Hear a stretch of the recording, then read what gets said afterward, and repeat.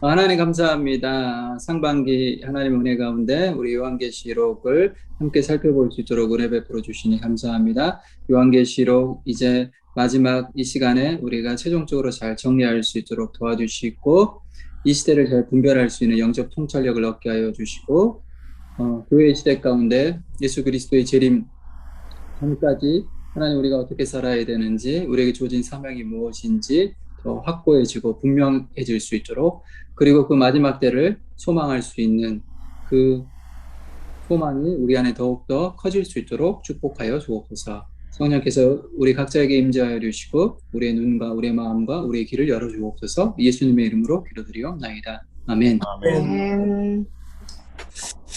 예, 한번 전체적인 거 한번 그림을 다시 한번 살펴보도록 하겠습니다.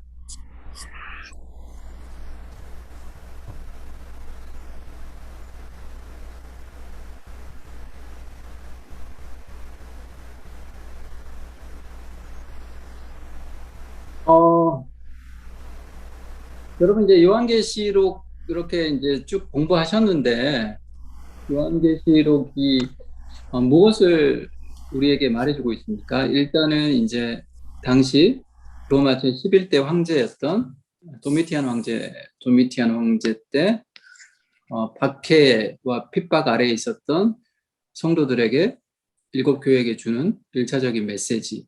그 다음에 이 일곱 교회라는 것은 이 일곱이라는 숫자가 상징하듯이 사실 소아시아 일곱 교회에 주는 메시지가 아니라 요한계시록은 모든 세대에 걸쳐서 모든 시대의 교회에게 주는 말씀으로 우리가 이해할 수 있겠죠. 또한 그 교회에 몸된 지체들인 성도들에게 주는 메시지라고 우리가 이해한다라면 이 요한계시록이 우리에게 주는 메시지는 무엇일까요? 요한계시록의 메시지는 그렇게 막 심오하거나 막 고차원적이거나 뭔가 신비하거나 비밀스러운 건 아니에요, 사실은. 이게 결국 요한계시록을 오픈해서 그 속사를 들여다보면 되게 이제 상징적인 어떤 언어들과 이미지들이 있다 보니까 저희들이 약간 이제 혼란스러울 수 있지만은 그런 이미지들에 우리가 갇힐 수는 있겠지만은 그러나 요한계시록이 우리에게 주는 메시지는 되게 단순 명료한 메시지입니다. 그래서 1장부터 22장까지 자 이제 21장과 22장을 저희들이 이제 앞두고 있는 시점에서 여러분들에게 주는 메시지가 무엇인지 한번 이 시간에 한번 정리해 보았으면 좋겠습니다. 어떤 내용인 것 같습니까? 예. 그냥 편안하게 한번 말씀해 주시면 감사하겠습니다. 요한계시록이. 예. 어떤 메시지인 것 같아요? 어떤 메시지입니까? 앞으로 다가올 미래보다는 지금 현재 네네. 오늘날 우리가 어떻게 살아야 할지에 대해서 예. 조금 더 메시지를 강조하시는 것 같습니다. 네, 예, 그 중요한 포인트입니다. 그러니까 이제 종말의 시간표를 우리에게 알려준 게 아니죠. 미래에 예정된 어떤 그 긴박한 그 종말의 시간표들을 비밀스럽게 우리에게 알려주는 데 주목적이 아니라 지금 현재 세상 속에서 이 세상은 사실은 이제 사탄의 영향력 아래에 있는 세상이고 여전히 사탄은 첫 번째 짐승과 두 번째 짐승을 통하여서 제국을 통하여서 그리스도인들을 박해하고 핍박하고 우리로 하여금 자꾸 우상 숭배하게끔 만들고 타협하게 만드는 그러한 시대적 그러한 배경적 맥락 속에서 그리스도인들이 어떻게 믿음과 신앙의 정절을 지킬 수 있는지에 대한 도전적인 메시지를 우리에게 증거해 주는 거죠. 그래서 요한계시록의 메시지는 먼 미래에 일어날 어떠한 비밀스러운 종말론적 시간표를 우리에게 주는 것보다는 사실 현재를 살아가는 성도들에게 주는 메시지가 큰 거죠. 네. 그 다음에 또 어떤 메시지인 것 같습니까? 물론 이제 미래의 종말론적 시간표에 대해서 우리에게 설명한 부분도 있지요. 그러나 이제 그게 메인은 아니죠. 그게 메인이 아니라 결국은 현재의 우리가 어린 양의 신부로서 어떻게 영적인 정절을 지켜야 되는지 또한 우리가 당면하고 있는 영적인 싸움이 누구인지, 그리고 우리가 지금 싸우고 있는 그런 영적 대상들은 누구인지에 대해서 우리에게 가르쳐주고 있고 설명해주고 있는 책인 거죠. 네. 그 다음에 또 뭐 어떤 메시지를 줍니까, 여러분?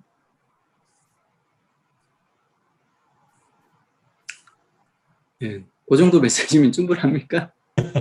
네. 네. 그러니까 요한계시록이 되게 뭐 복잡한 내용을 이야기하는 게 아니라 결국은 예수님의 초림과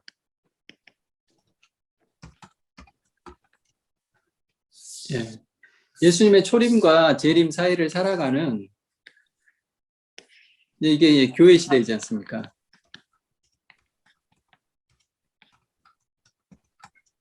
교회 시대를 살아가는 성도들의 어떤 영적인 환경, 시대적인 환경에 대해서 우리에게 영적인 분별력을 주면서 우리가 어떠한 자세와 태도로 이 교회 시대를 살아가야 되는지, 하나님께서 우리에게 주신 사명을 감당해야 되는지에 대해서 신재 요한계시록이 이야기해 주고 있다라고 할 수 있겠습니다. 그래서 초림과 재림 사이에 이런 시대적 맥락 가운데 성도들이 살아가고 있고, 그리고 예수 그리스도의 재림으로 어떻게 하나님의 구원 역사가 완성되고 최종적인 하나님의 심판이 악의 세력들에게 임하는지에 대해서 설명해 주고 있는 거죠. 그러니까 뭐 사실은 이렇게 간단하게 설명할 수 있는 거죠. 복잡하게 사실 생각할 필요가 없습니다. 자, 그러면 일단은 제가 처음부터 끝까지 한번 다시 되짚어 보면서 설명해 드리고, 이제 오늘 21장, 22장 이렇게 마무리 짓도록 하겠습니다. 예, 일단은 요한계시록은 서신서입니다.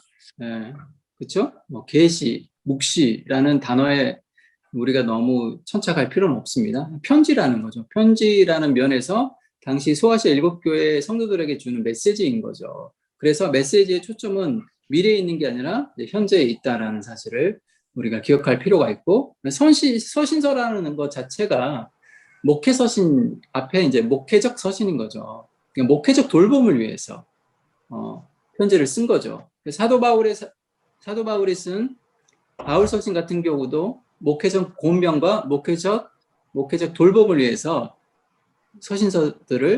다양한 서신서들을 기록하지 않았습니까? 마찬가지입니다, 여러분. 사도 요한이 당대 소아시아 7교회 성도들에게 목회적 권면과 목회적 돌봄 차원에서 편지를 썼다라는 거. 그래서 그들의 현재의 삶에 대해서 포커스를 맞춰서 요한계시록이 기록되어 있다는 사실을 우리가 기억할 필요가 있습니다. 그래서 사실 이제 주로 이제 1장부터 3장까지는 7교회 이제 하시는 말씀인 거죠. 그래서 특별히 2장, 3장에 보면 7교회가 나오지 않습니까? 이 7교회에 쓴 편지의 내용을 통하여서 우리는 당시의 역사적 맥락, 문화적 맥락을 이해할 수 있는 거죠. 당시 초대교회 성도들이 어떠한 어려움에 직면해 있었는지, 어떤 박해와 핍박에 있었는지, 그리고 당시 로마 제국 하에서 어떤 어려움이 있었는지, 신앙을 지키기 위해서 세상과 타협하지 않기 위해서 어떤 영적인 싸움을 싸우고 있는지, 이러한 시대적인 배경, 역사적인 배경을 2장, 3장을 통하여서 우리에게 가르쳐주고 있는 거죠. 자, 그러면서 이제 4장, 5장에서는 2장과 3장에서는 이제 지상의 교회 현실을 보여줬다라면 4장과 5장에서는 이제 천상의 교회를 보여주고 있는 거죠. 그러니까 이건 시간 순서가 아니에요. 시간 순서가 아니라 지금 이제 동시에 2장과 3장을 통하여서 소아시아 7교회가 처한 상황을 보여주고 있다라면, 그러나 실상 천상의 세계, 영적인 세계에서는 지금 어떤 일이 이루어지고 있는지 4장과 5장을 통하여서 보여주고 있는 거예요. 천상의 교회를 통하여서. 그래서 천상의 교회를 통하여서 성도가 어떤 존재인지에 대해서 분명하게 보여주고 있는 거죠. 성도는 하나님 보좌 앞에서 하나님을 예배하고 하나님을 찬양하고 있는 존재라는 거죠. 이미 승리하였고 어린 양 예수 그리스도를 통하여서 이미 승리하였고 저 천상에서 하나님의 예배하고 하나님께 찬양을 드리는 이긴 자들이라는 거죠. 이게 성도의 정체성이라는 거죠. 그러니까 이미 이겼다라는 거죠.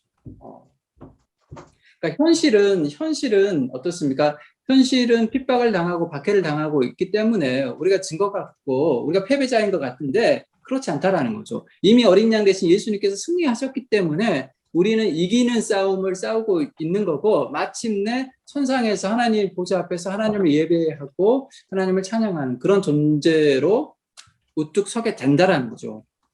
그러한 것을 환상을 통하여서 보여줌으로 말미암아 소아시아 7개 성도들에게 위로의 메시지를, 희망의 메시지를 선포해 주고 있는 거죠. 그래서 4장과 5장에서는 천상에서 일어나는 하늘 보좌, 천상교회의 모습을 보여주고 있고 그 핵심은 뭡니까? 죽임당한 어린 양이라는 거죠.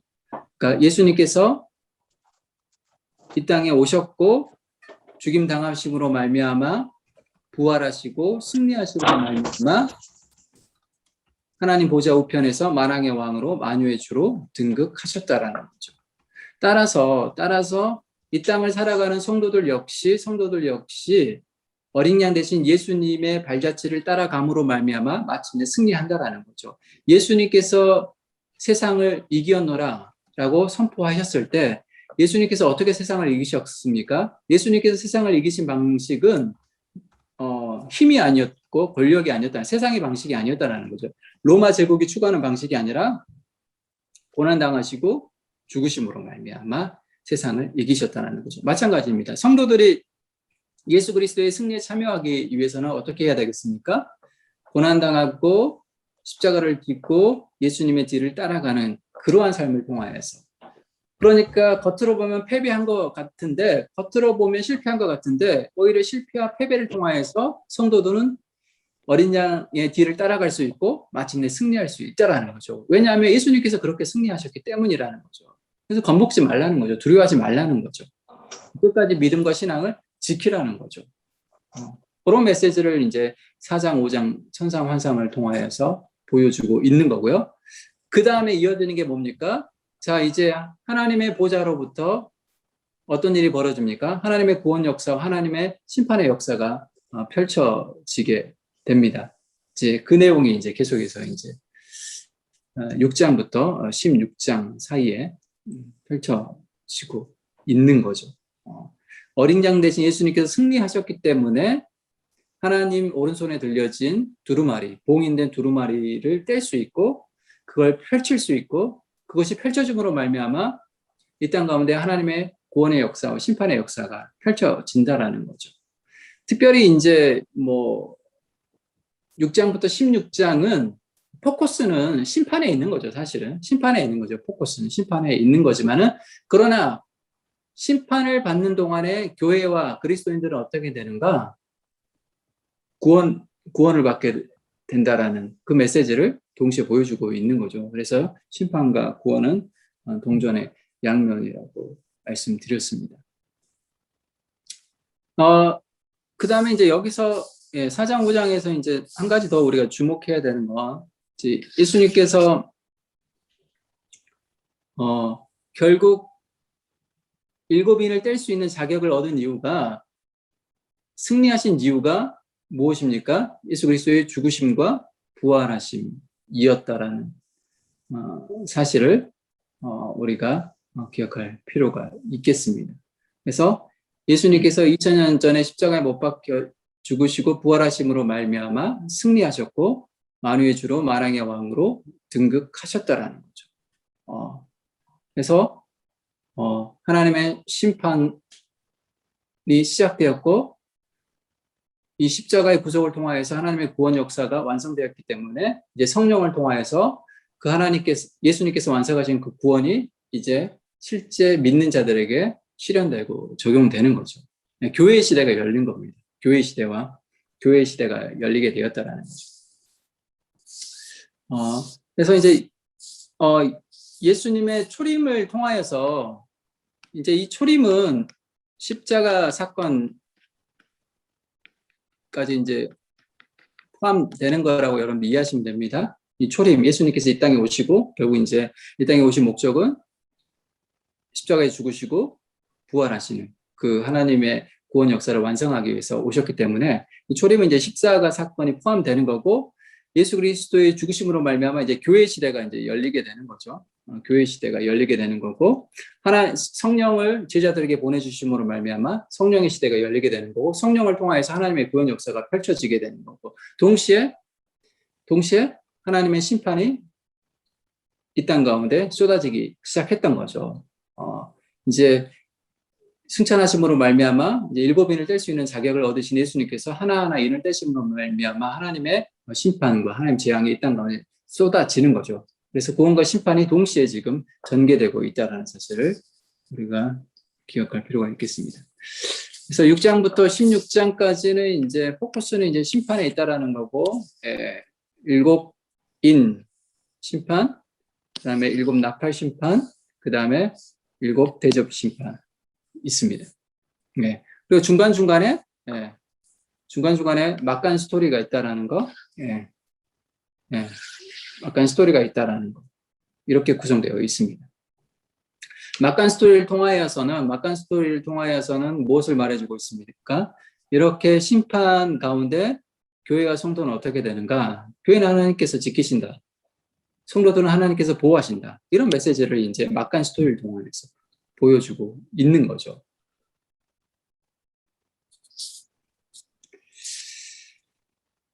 또한 막간 스토리를 통하여서 또 보여주는 게 뭡니까? 또 보여주는 것은 이제 성도들이 어린 양의 군대로 부르심을 받았는데 이 성도들이 어린 양의 군대로서 싸워야 할 대적이 누구인지 보여주는 거죠. 대적에 대해서 보여주는 게 이제 막간의 스토리입니다. 그리고 이제 우리가 이제 마지막 심판 시리즈 세 번째가 무엇이었습니까? 일곱 대접 심판이었는데 이 대접 심판이 이 16장에서 마무리되고 있습니다. 마무리되고 있고 지난주에 이제 17, 18, 19, 20장까지 우리가 살펴봤습니다.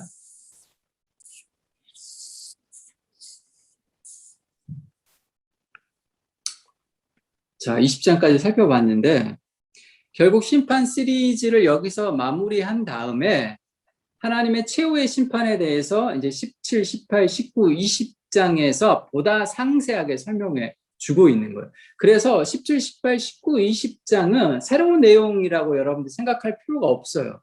앞에 심판 시리즈를 통하여서 사실은 중간중간에 보였던 어떤 사건이 좀 더 강조되어 있거나 확대되어 있다는 식으로 여러분들이 이해하시면 됩니다. 예를 들면 사실 여기 뭐 17장에 이제 음료도 나오고 짐승도 나오지 않습니까? 그런데 이 음료와 짐승은 사실 이미 여기에도 나왔죠. 13장에서도 짐승이 나오고요. 13장에 짐승이 나오죠. 뭐 여기도 나오는 거죠, 사실은. 예. 막간 스토리, 처음에 일곱 나팔 시리즈 막간 스토리에도 짐승은 나오는 거고요. 근데 여기서는 이제 좀 더 부각시켜서 나오는 거죠. 이 짐승이 결국은 이 음녀와 얼마나 뗄래야 뗄 수 없는 관계에 있는지, 얼마나 긴밀하게 이렇게 붙어 있는지 보여주고 있고, 그러나 어떻습니까, 여러분? 나중에 이 짐승이 어떻게 합니까? 음녀를 발가벗기고 음녀를 죽입니다. 그 내용도 나오지 않습니까? 예. 그런 내용은 이제 앞에서는 그렇게 자세하게 다루지 않았지만은 이제 17장에서는 이제 이 부분에 대해서 좀 더 자세하게 다루고 있는 거죠. 이 음녀와 이 짐승의 관계가 상당히 긴밀한 관계였는데 사실은 이제 나중에는 이 음녀가 이 짐승에 의해서 죽게 되지 않습니까? 그러니까 사탄의 어떤 자기 파괴적인 속성에 대해서 여기서는 또 보여주고 있는 거죠. 그 다음에,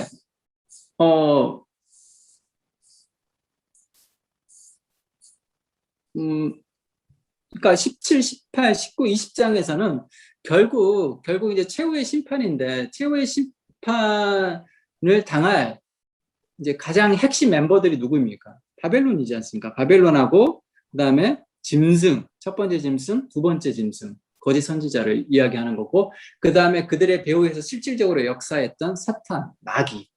그러니까 이 바벨론, 그다음에 음력, 뭐 첫 번째 짐승, 두 번째 짐승, 이 사탄이 어떻게 최후의 심판을 당하게 되고 그들이 멸망하게 되는지, 불못에 떨어지게 되는지를 17, 18, 19, 20장을 통하여서 보다 강조하고 있다. 여러분들 이해하시면 돼요. 그다음에 여기서 이제 그다음에 이제 마지막 전쟁에 대해서도 이제 설명해 주고 있는데요. 예. 여기 비슷하지 않습니까? 이 사람들. 여기도 나옵니다. 예. 다 연결되죠, 이렇게. 예. 이게 이제 곡과 마곡의 예, 전쟁. 에스가 이제 38장과 39장에 나오는 곡과 마곡의 종말 전쟁이라는 내용을 지금 이제 요한계시록의 저자 사도 요한이 가져오는 거죠. 그러니까 이 마지막 전쟁에 대해서 일곱 대접 심판에서도 설명되어 있고 여기서도 설명되어 있고 여기서도 설명되어 있어요. 다 같은 전쟁이에요. 그러니까 이게 이 전쟁이 몇 번 일어나는 거예요. 마지막 때 뭐 이게 한 번 일어나고 두 번 일어나고 세 번 일어나 이렇게 이해하지 마시라는 거죠. 똑같은 전쟁이에요. 마지막 전쟁이에요. 마지막 전쟁. 최후의 전쟁인 거죠. 마지막 전쟁인데 일곱 대접 심판 시리즈 중에서 이 여섯 번째 대접이 이 땅 가운데 부어졌을 때 아마겟돈 전쟁이 묘사되어 있는데 이 19장에서 한 번 더 묘사되어 있고 20장에서도 한 번 더 묘사되어 있습니다. 그렇게 이해하시면 돼요. 네. 근데 그건 이제 에스겔 이제 38장과 39장의 곡과 마곡의 종말 전쟁이라는 컨셉을 사도 요한이 가져와서 예, 표현하고 있는 거죠. 이 최후의 전쟁에 대해서.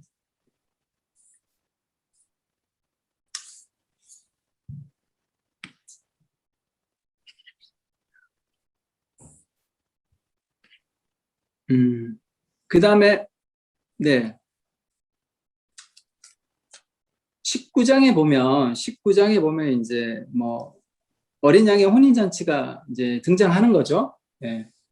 19장에 보면 이제 어린 양의 혼인 잔치 여기에는 이제 지금 표기되어 있지 않지만은 19장에 보면 어린 양의 혼인 잔치가 나오고 또 뭐가 등장합니까? 그 다음에 혼인 잔치가 나오면서 그다음에 하나님의 잔치가 또 나옵니다. 그러니까 이 두 가지의 이미지를 통해서 대조하고 있는 거죠. 어린 양의 혼인 잔치와 그다음에 하나님의 큰 잔치. 그건 이제 제가 좀 이따 설명해 드릴게요. 그다음에 여기서 음녀가 나오지 않습니까? 음녀가 나오는데 여기는 이제 어린 양이 나오고 있는 거고요. 그다음에 큰 성 바벨론이 나오고요. 그다음에 여기는 뭐가 나옵니까? 예루살렘 성이 나오는 거죠. 그러니까 이 17, 18, 19, 20장, 21, 22장을 통하여서 사도 요한은 이제 일부러 이렇게 대조하고 있는 거죠. 음녀와 어린 양의 신부에 대해서 비교해 놓고 있고, 바벨론과 예루살렘 성에 대해서 비교해 놓고 있고, 혼인잔치와 어린 양의 혼인잔치와 그 다음에 하나님의 큰 잔치에 대해서 또 비교해 놓고 있습니다.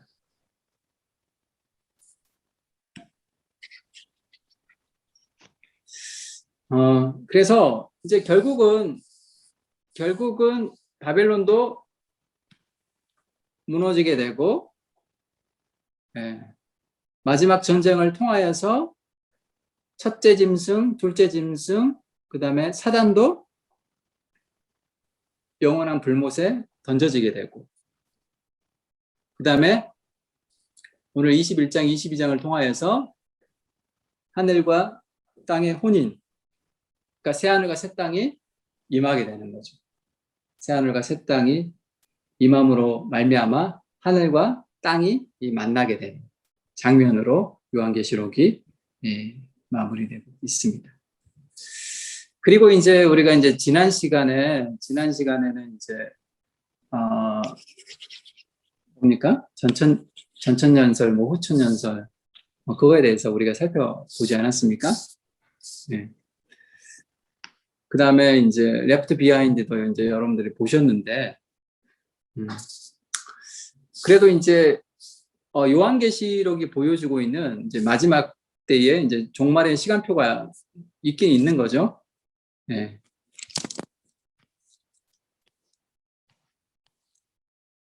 자, 이 초림이 있고요. 자, 재림이 있고요. 이제 초림과 재림 사이가 이제 교회 시대인 거죠. 자, 예수님이 재림하면 이제 어떻게 되는 거죠? 레프트 비하인드 같은 경우는 예수님이 재림하면 어떻게 되는 거죠? 휴거라고 표현하지 않습니까? 휴거되는 거죠. 휴거돼가지고 옷만 남지 않습니까? 옷만 남게 되고. 예. 그 다음에 어떤 일이 벌어집니까? 재림 다음에 7년 환란. 7년 환란이 있게 되고, 그 다음에 여기는 이제 공중재림이라고 할 수 있죠. 예수님께서 공중에 재림하시고 성도들은 하늘로 공중으로 올라가는 거죠. 그러니까 7년 환란을 피하게 되는 거죠. 그리고 7년 환란 끝에 다시 재림하시는 거죠. 재림일, 재림이. 이건 이제 지상 재림입니다. 네. 지상 재림. 그 다음에 어떻게 됩니까? 천년왕국이 펼쳐지게 되고, 그 다음에 어떻게 되죠? 천년왕국이 끝날 때쯤에 사단이 잠깐 풀리지 않습니까? 잠깐 풀립니다. 그래서 뭐 아마겟돈 전쟁, 뭐 최후의 전쟁, 예, 최후의 전쟁입니다. 이때 이 사단과 사단의 세력들은 어떻게 됩니까? 다 불못에 던져지게 되는 거죠. 최후의 전쟁 다음에 그 다음에 이제 백보자 심판. 백보자 심판은 하나님의 보좌가 이제 흰색이라고 이제 표현되어 있으니까 이제 보통 이제 백보자 심판하고 백보자 심판을 통하여서 이제 어떻게 되죠? 예. 이제 지옥과 새하늘과 새 땅 결정 나는 거죠. 이제 여기서 이제 새하늘과 새 땅, 그 다음에 악과 악의 세력들은 지옥, 불못에 던져지게 되는 거죠.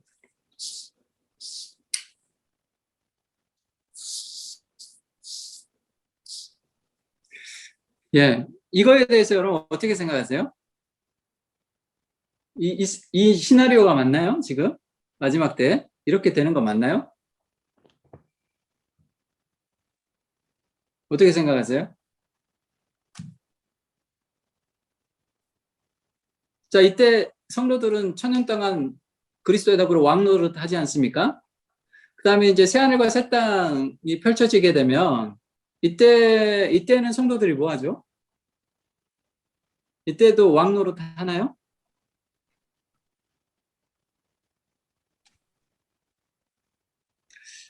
자, 그리고 이 새하늘과 새 땅은 어디에 임하는 거죠? 어디에 임하는 거죠? 새하늘과 새 땅은? 천국. 예. 천국은 어디에 임하는 거죠? 예. 자, 이건 이제 레프트 비하인드의 시나리오입니다. 그 영화가 말하는 시나리오고요. 예. 그러나 이제 저희가 이제 요한계시록 이렇게 공부하면 이걸 이제 19장과 20장을 이걸 시간 순서로 보면 이렇게도 해석할 수 있어요. 그러나 이제 여러분들이 그 제가 올려드린 그 영상 보시면 있지만은 그게 시간 순서로 보면 안 되고 그냥 시간 순서가 아니라 어떤 사건에 대해서 그냥 다양한 관점으로 보여주는 식으로 여러분들 이해하시면은 이런 해석 말고 또 다른 해석이 또 나올 수 있게 되는 거고 이제 저희 장로교 이제 전통적인 장로교 해석은 무천년설을 주장하는 거죠. 무천년설을 이야기하죠. 이 전천년설이나 후천년설을 이야기하는 게 아니라 이 무천년설을 저희는 이제 보통 이야기하고 있습니다. 무천년설하고 이거는 완전히 다른 이야기입니다. 예. 예. 이건 이제 전천년설인데 여기서는 천년왕국이 재림 이후에 예수님의 재림 이후에 천년왕국이 지금 있는 거잖아요. 그렇지 않다라는 거죠. 이 교회 시대가 천년왕국이라는 거죠. 교회 시대가 지금이 천년왕국이라는 거죠. 무천년설이라는. 그래서 제가 무천년설은 천년왕국이 없다라는 게 아니라 그렇게 이제 오해하지 마시고 무천년설은 이제 현천년설로 여러분 이해하시면 돼요. 지금 현재가 천년왕국이라는 거죠. 네, 저희는 이제 장로교 전통의 해석은 이제 무천년설을 이야기합니다. 그러나 보통 이제 휴거를 이야기하고 뭐 7년 대환란 이야기하고 이제 이렇게 이야기하신 분들은 이제 전천년설을 주장하시는 분들, 특별히 이제 세대주의적 전천년설을 이야기하시는 분들. 여기서 이제 세대주의적 전천년설이라고 표현한 이유는 그분들은 이제 각 세대마다 7세대를 이 인류의 역사를 7세대로 나누어서 설명합니다. 나누어서 설명하기 때문에 세대주의적 전천년설이라고 보통 이야기하거든요. 그것까지는 뭐 여러분들이 자세히 아실 필요가 없고 이제 막 이제 거기까지 들어가면 이제 상당히 복잡해집니다. 복잡해지는데 제가 봤을 때는 그게 원래 복잡하지 않은 건데 그냥 그분들이 그렇게 복잡하게 만드는 거예요. 그러니까 요한계시록은 전천년설을 사실 이야기하고 있지 않아요. 공중재림도 없어요. 요한계시록 여러분 읽어보면서 공중재림 찾아보셨어요? 예수님이 뭐 공중에 재림했다가 그 다음에 또 나중에 지상에 재림하고 그런 내용이 있나요? 없습니다. 그런 내용이 없죠. 근데 이제 그분들은 또 자기들 나름대로 또 그렇게 해석을 하기도 합니다. 예를 들어서 19장 한번 펴보실래요? 19장 한번 펴보십시오.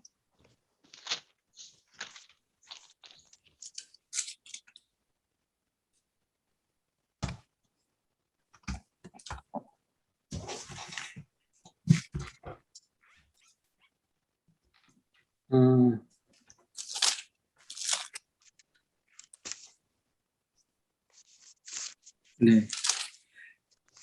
이리로 올라오라. 그 내용이 어디 있죠? 20장인가?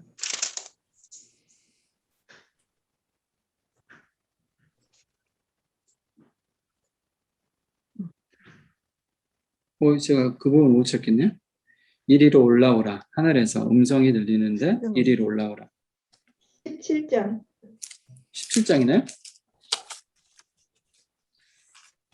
17장 말고요. 그 뒤에 19장하고 20장에서 4장 1절하고 11장 12절하고 두 군데 있네요.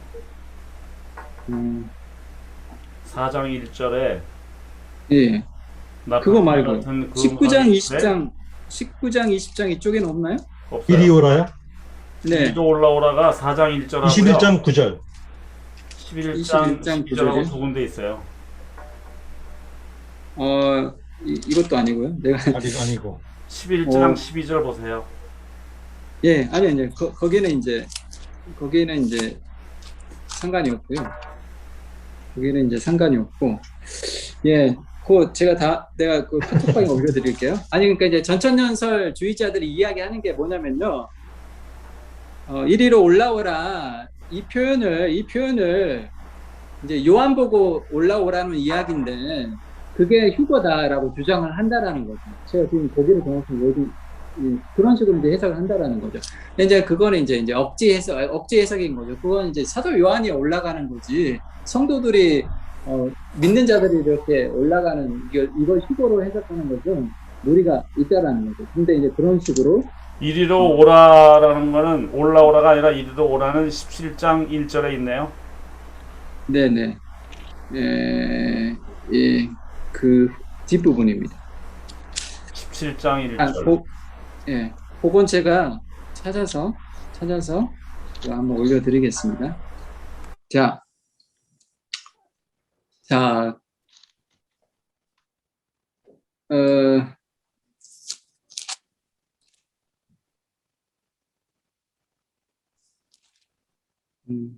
사 자, 장 17장부터 한번 펴보실래요? 17장부터 이제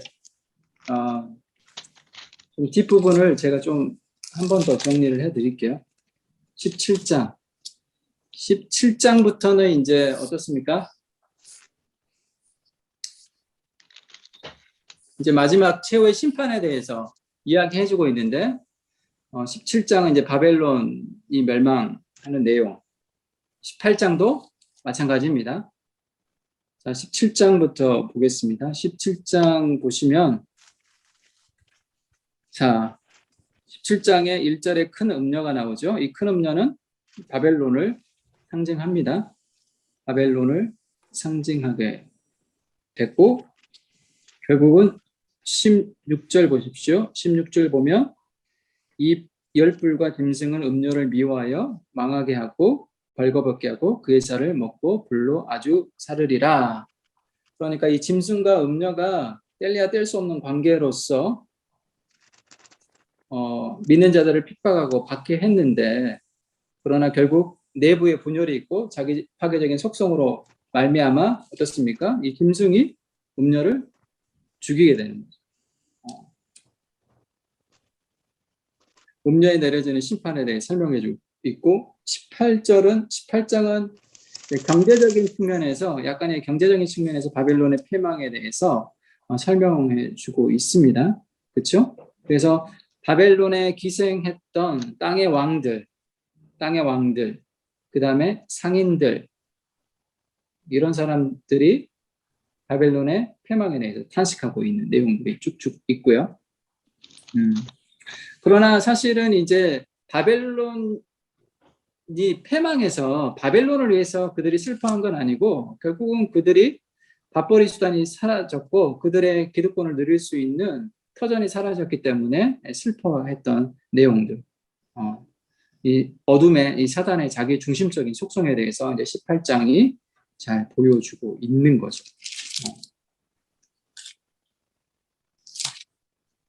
그래서 17장과 18장은 이 바벨론에 대한 최후의 심판의 메시지를 계속해서 보여주고 있습니다. 네. 그 다음에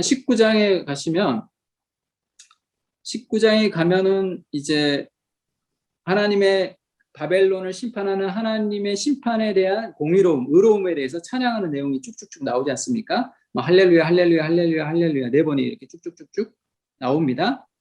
그리고 7절에 보니까 어린 양의 혼인잔치에 대해서 간략하게 설명해주고 있고, 그 다음에 19장 11절에 보면 이제 백마를 탄 예수 그리스도를 상징하죠. 백마를 탄 예수 그리스도가 나와서 어떻습니까? 나와서 결국은 모든 원수를 물리치는 내용이 나오고 있습니다. 그러니까 이게 사실 이 내용이 어떤 내용입니까? 최후의 전쟁, 마지막 전쟁을 사실 보여주는 거죠. 여기에서 이 아마겟돈 전쟁에 대해서 다시 한번 여기에서 설명해 주고 있다라고 보시면 돼요. 그 다음에 이제 19장 13절에 보면 예수님께서 입고 있는 옷이 피 뿌린 옷이라고 있는데 이 피는 누구의 피일까요? 1번 예수님의 피, 2번 순교자들의 피, 3번 대적들의 피. 1번 1번이 뭐였죠? 자기 자신의 피. 예수님의 피. 예수님의 피. 자, 그러니까 이런 것들도 해석하는 데 있어서 뭐 어떤 게 은혜스러운 해석인 것 같아요. 네? 예수님은 십자가에 어린 양이 피 흘려 앞에 4장 5장에서도 요한계시록 4장 5장에서도 피 흘리시는 예수님의 어린 양 되신 그 모습을 보여주셨듯이 그 피로 말미암아 죽으심으로 말미암아 대적들의 피. 승리하셨기 때문에 이 피는 예수님의 피다. 뭐 그것도 은혜스러운 해석인데요. 이사야 63장 1절로 6절 말씀을 읽어보시고 누구의 피인지 정답을 찾아서 카톡방에 대적들의 올려주시기 바랍니다. 피라고. 자, 끝나고 여러분들이 이사야 63장 1절로 6절을 한번 읽어보시고, 그러니까 이런 모티브들이 그냥 가져온 게 아니라 다 구약 성경에 다 가져온 겁니다. 지금. 그러니까 제가 사실은 이제 요한계시록 하면서 설명하지 않은 부분들이 많아요. 구약적인 배경에 대해서 설명하지 않은 부분들이 많습니다. 왜냐하면 그런 부분들을 설명하자면 한도 끝도 없습니다. 그러니까 사실은 이제 지금 여기에 나오는 이런 표현들은 다 이사야서에서 가져오거나 에스겔서에서 가져오거나 다 가져오는 표현들입니다. 그냥 이런 표현들이 나오는 게 아니에요. 자, 카톡방에 올려주시고요. 네. 그 다음에 15절에 보면 예수님이 어떻습니까? 진노의 포도주를 밟는 장면이 나오죠. 이것도 사실 어디에 나옵니까? 여기에 나오죠. 사실은 이 최후의 심판이 이미 어디에 나옵니까? 14장 후반부에 나오잖아요. 그렇죠? 근데 이 14장 후반부에는 14장 후반부는 그 누가 이 하나님의 진노의 틀 안에 있는 그 포도를 밟는지에 대해서 그 밟는 주체가 나오지 않아요. 여기서 나오지 않는데, 예, 여기서 나오는 거죠. 지금 누가 밟습니까? 진노의 포도주를 누가 밟습니까? 예수님 밟는 거죠. 19장에 보면. 19장 15절에 보면. 그러니까 이게 똑같은 사건을 지금 여기서는 좀 더 자세하게 설명해 주는 거예요. 무슨 말씀인지 아시겠죠? 그렇죠? 이게 따로따로를 이야기하고 있는 것이 아니라 이미 사실 이 14장 후반절에 최후의 심판에 대해서 묘사하고 있어요. 곡식 추수에 대해 설명해 주고 있고 이 포도주 틀 밟는 거에 설명해 주고 있죠. 그런데 이 포도주 틀을 밟는 걸 지금 19장에서는 좀 더 자세하게 이 포도주 틀을 밟는 주체가 누구냐? 바로 백마를 타고 오신 예수님께서 포도주 틀을 밟는다라는 거죠. 자, 이런 이미지뿐만 아니라 자 19장 17절부터 보면 어떻습니까? 예. 18절에 보면 왕들의 살과 장군들의 살과 장사들의 살, 그래서 결국은 하나님의 큰 잔치, 17절 마지막에 보면 하나님의 큰 잔치의 모이라고 이야기하지 않습니까? 모든 새를 향하여서 결국 이 새들이 뜯어먹는 거죠. 아주 처참한 장면인 거죠, 여러분. 예. 그러니까 19장에서는 어린 양의 혼인잔치에 대한 묘사와 하나님의 큰 잔치에 대한 묘사가 이게 대조되고 있는 거죠. 그렇죠? 이런 이미지, 대조적인 이미지를 지금 사용하고 있다는 거. 그 다음에 19절 보면 이 19절도 어떻습니까? 19장 19절도 마지막 최후의 전쟁에 대한 묘사인 거죠. 묘사인 거고 결국은 예수님에 의해서 유황불 붙는 못에 던져지는 내용인 거죠. 그 다음에 20장.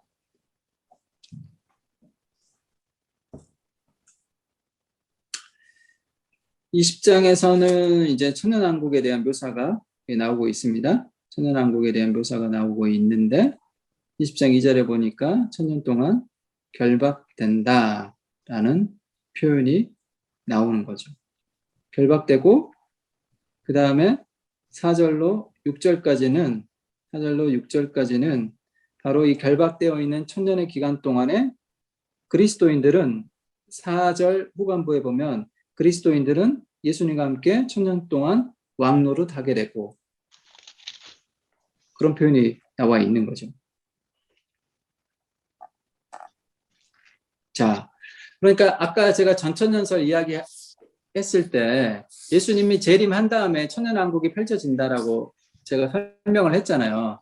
여기에 있는 거죠. 그러니까 19장 11절에서 백마탄 예수님께서 재림한 거잖아요. 그렇죠? 19장 11절에서 백마탄 예수님이 재림을 했죠. 재림한 다음에 20장에 보니까 천년왕국이 펼쳐지니까 재림한 다음에 천년왕국이 펼쳐진다라고 지금 해석을 한 거죠. 그러니까 19장과 20장을 시간적인 사건으로 바라보면 이런 해석이 나올 수 있어요.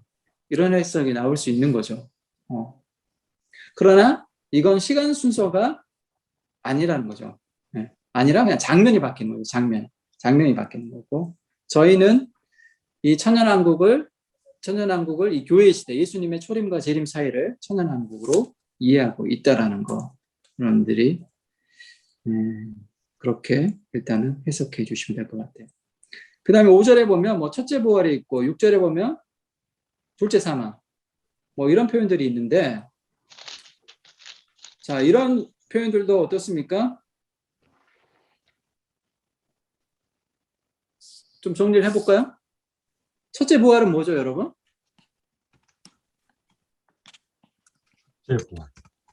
첫째 부활. 그럼 둘째 부활도 있는 건가요? 자, 6절에 보면 첫째 부활에 참여하는 자들은 복이 있고 거룩하도다. 둘째 사망이 그들을 다스리는 권세가 없고. 네. 첫째 부활. 예. 둘째 부활. 물론 둘째 부활은 없어요. 여기 이제 요한계시록에 나와 있지 않죠? 그다음 둘째 사망이 있네요.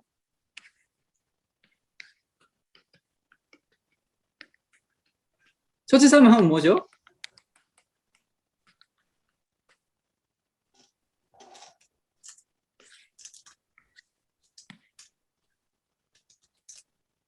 네. 자, 첫째 부활에 참여하는 자들은 복이 있고 6절에 보면 거룩하도다. 둘째 사망이 그들을 다스리는 권세가 없고 도리어 그들이 하나님과 그리스도의 제사장이 되어 천년 동안 그리스도와 더불어 왕노릇하리라. 이 천년왕국 동안에 예수님과 함께 왕노를 한다라는 거죠. 첫째 부활에 참여한 자들이. 그리고 첫째 부활에 참여한 사람들은 둘째 사망으로부터 보호된다라는 거죠. 네. 둘째 사망이 미치지 못한다라는 거죠. 그럼 자, 일단 쉬운 거부터 하겠습니다. 아니, 다 쉬워요. 자, 첫째 사망은 이제 보통 이제 우리가 알고 있는 육신의 죽음입니다. 믿는 사람이든지 믿지 않는 사람이든지, 그러니까 그리스도인이든지 불신자이든지 그냥 다 죽지 않습니까? 그렇죠? 이게 이제 첫째 사망인 거죠. 그러나 둘째 사망이라는 것은 결국 하나님의 최후의 심판에 의해서 이제 불못에 떨어지는 거죠. 네. 이게 이제 둘째 사망인 거죠. 그러나 그리스도인들은, 불신자들은 어떻게 됩니까? 구원받았으니까 둘째 사망으로부터 보호되는 거죠. 둘째 사망에 참여하지 않게 되는 거죠. 둘째 사망은 이제 불신자들, 그다음에 사단의 세력들이 둘째 사망에 처해지는 거죠. 그럼 첫째 부활과 둘째 부활은 뭘까요?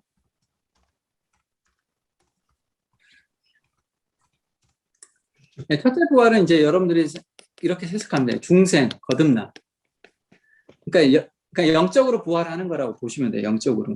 영적으로 부활한 사람. 그러니까 그리스도인을 가리키는 거죠. 그다음에 둘째 부활은 몸의 부활로 이제 이해하시면 되는 거죠. 몸의 부활. 그러니까 나중에 우리가 몸으로 부활하지 않습니까? 몸의 부활을 통하여서 이제 우리는 어떻습니까? 새 하늘과 새 땅을 차지하게 되는 거죠. 그렇게 이해하시면 돼요. 물론 둘째 부활이란 표현은 없어요.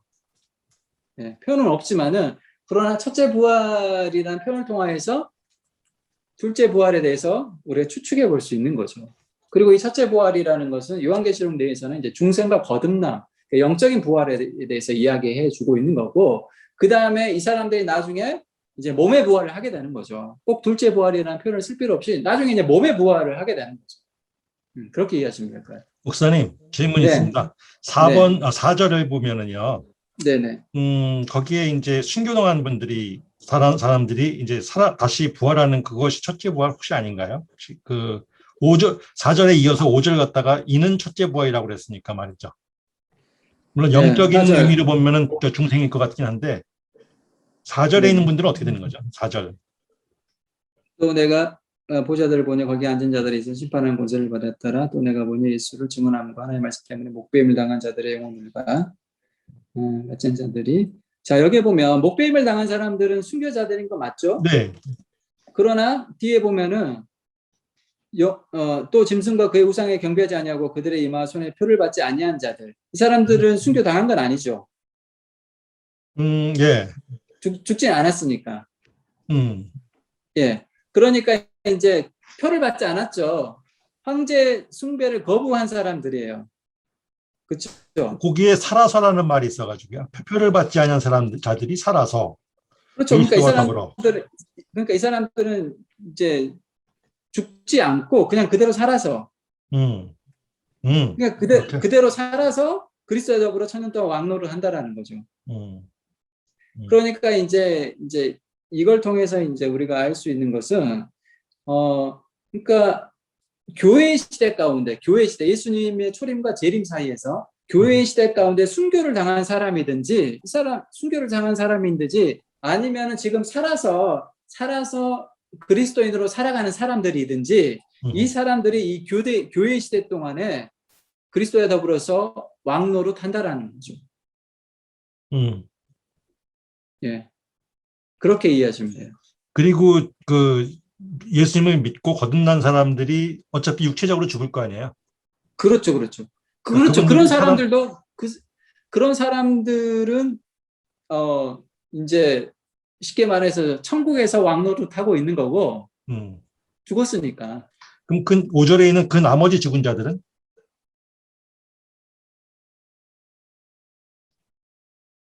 어떤 걸까요? 그 나머지 죽은 자들.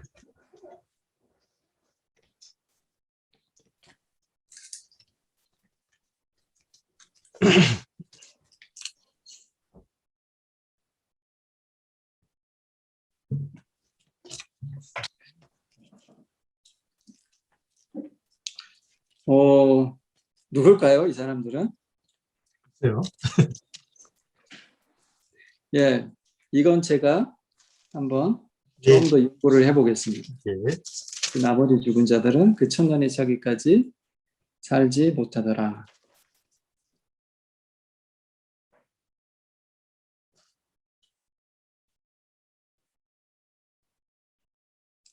그러니까 이제 일단은 이제 분위기상은 불신자들을 가리키는 것 같아요. 네.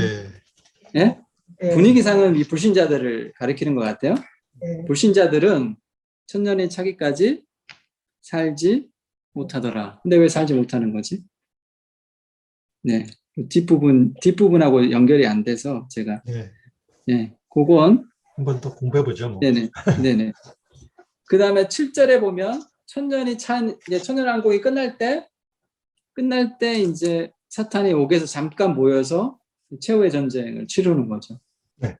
예, 최후의 전쟁을 치르는 거지만 사실은 이제 전쟁을 치르는 게 아니라 결국은 최후의 심판을 당하는 거죠. 자기들이 뭔가 이제 세력을 규합해서 악의 세력들을 다 규합해서 한판 붙으려고 했는데 그건 사탄의 착각이었고 붙을 수가 없는 거죠. 이미 예수님께서 십자가에서 결정적으로 승리하셨기 때문에 사탄이 싸움의 상대가 될 수 없는 거죠. 그러니까 사탄은 싸우려고 준비했지만 사실은 그건 싸움이 될 수 있는 게 아니라 결국은 최후의 심판으로서 불못에 떨어지게 되는 거죠. 네. 그러니까 이제 무천년설 저희 이제 장로교 입장에서는 이제 천년이 찼다라는 것은 예수님이 재림하는 거죠. 예수님이 재림할 즈음에 사탄이 자기 세력을 규합해서 한판 붙으려고 했지만은 사실은 그 한판 붙는 게 아니라 마지막 이제 최후의 심판에 의해서 불못에 떨어지게 되는 거죠. 네. 자, 그 다음에 이제 최후의 심판이 이제 11절부터 15절에 있는 거죠. 11절로 15절에 있습니다. 12절에 보니까 보좌 앞에 책들이 펴 있고 다른 책이 펴 있는데 생명책이라 여기 두 가지 책이 있다고 했습니다. 하나는 책들 복수로 되어 있고요. 하나는 다른 책은 생명책. 예.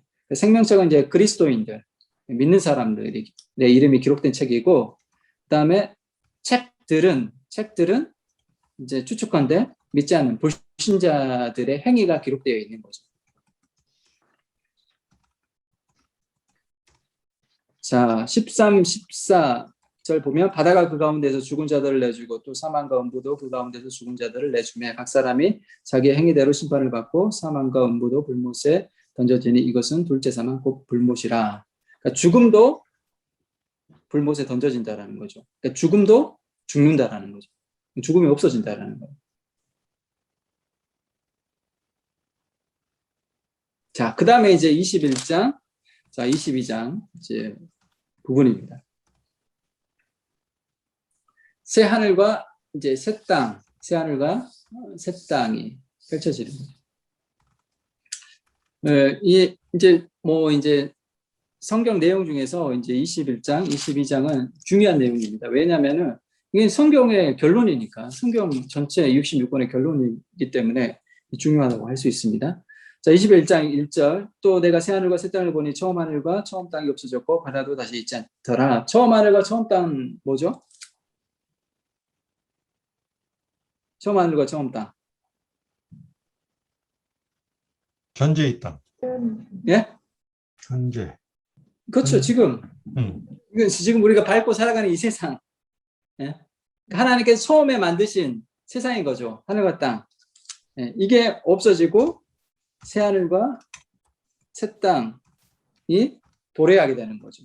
그 다음에 또 재밌는 것은 바다도 다시 있지 않더라. 바다는 뭘 상징한다고 했습니까?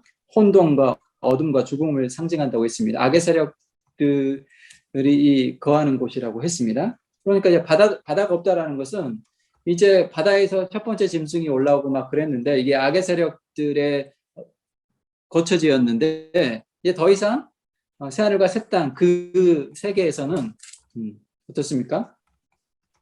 사단도 없고 어둠도 없고 죽음도 없다라는 거죠. 그런 의미인 거죠. 그 다음에 2절 보면 또 내가 보면 거룩한 성 새 예루살렘이 하나님께로부터 하늘에서 내려오니 그 준비한 것이 신부가 남편을 위하여 단장한 것 같더라. 거룩한 성 새 예루살렘. 예. 자, 앞에서는 바벨론 성이 있지 않았습니까? 바벨론 성. 바벨론 성의 특징이 뭡니까? 바벨론 앞에 뭐가 붙어 있죠? 바벨론을 수식하는 단어는 뭡니까? 음력. 큰 성. 큰 성. 성이었잖아요. 큰 성. 바벨론 성은 큰 성. 여기에는 안 그런 표현이 없구나. 예. 바벨론은 큰 성 바벨론이라는 그 수식어가 붙어 있는 거죠. 수식어가 붙어 있는데, 자, 예루살렘 성의 수식어는 뭡니까? 거룩한이라는 수식어가 붙어 있습니다. 거룩한이라는.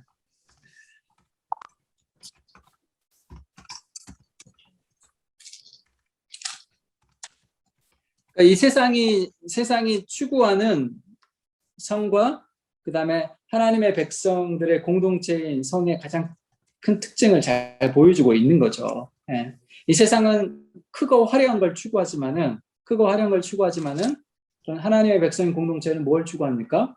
거룩을 추구한다라는 거죠.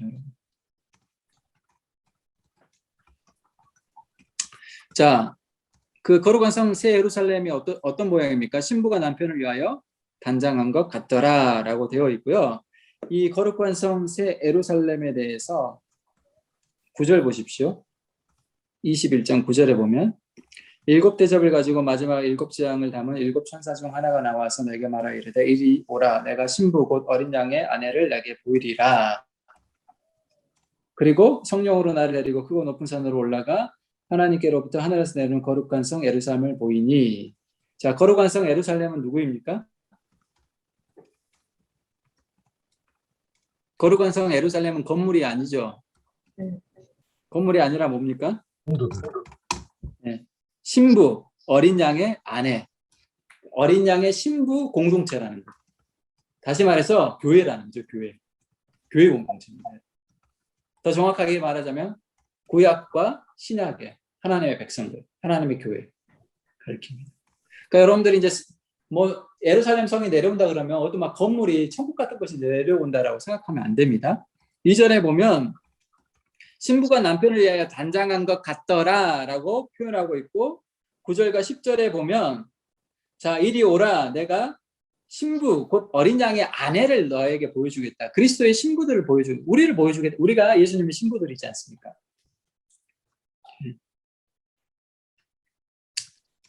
자 그렇고요. 그 다음에 뭐 이제 새하늘과 새 땅의 특징에 대해 설명해 주고 있습니다. 4절에 모든 눈물을 그 눈에서 닦아 주시니 다시는 사망이나 애통하는 것이나 곡하는 것이 없고 왜 사망이 없습니까? 아까 죽음도 불못에 던져버렸습니다. 여러분. 죽음도 불못에 던져버렸고 바다도 새하늘과 새 땅에는 바다도 없습니다. 여러분. 악이 기동할 수 있는 아예 서식지 자체가 없다는 거죠. 5절 보좌에 앉으신 이가 이르시되 보라 내가 만물을 새롭게 하노라 하시고 또 이르시되 이 말은 신실하고 참되니 기록하라. 그러면 새하늘과 새 땅이 처음 하늘과 처음 땅이 없어졌고 새하늘과 새 땅이 펼쳐지는데 이 새하늘과 새 땅은 전혀 다른 공간일까요? 장소일까요? 여기요. 네, 새하늘과 새 땅. 자, 5절에 보면 보라 내가 만물을 새롭게 하노라 라는 표현. 그러니까 보라 내가 만물을 새롭게 하노라 라는 표현을 통하여서 만물이라는 것은 하늘과 땅이잖아요. 하늘과 땅 전체. 그러니까 예를 들어서 여기 보면은 새하늘과 새 땅, 뭐 하늘과 땅이라는 표현이 나오는데 하늘과 땅이라는 것은 하늘과 땅만 이야기하는 게 아니에요, 여러분.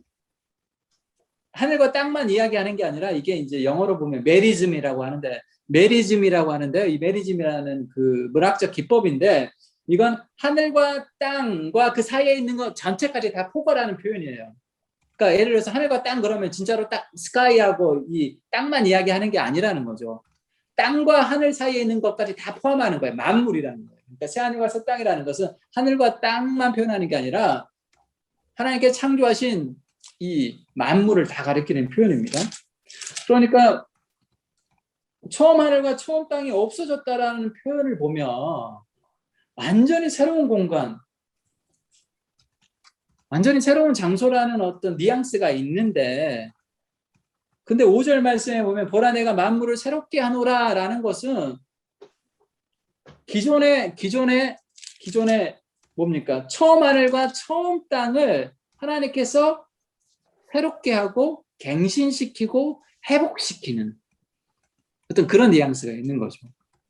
그러면 이제 여기서 우리는 이제 이 새하늘과 새 땅이라는 게 어디 달이나 화성이나 목성이나 금성이나 이런 새로운 어떤 곳으로 우리가 이주를 하는 건지 소위 말해서 천국이라는 어떤 새로운 어떤 공간으로 우리가 이주를 하는 건지 아니면은 처음 하늘과 처음 땅 지금 우리가 밟고 살아가는 이 처음 하늘과 처음 땅을 갱신시키고 회복시키고 새롭게 해서 우리가 이 땅에서 새하늘과 새 땅을 누리는 건지 여기 예, 전자일까요? 후자일까요?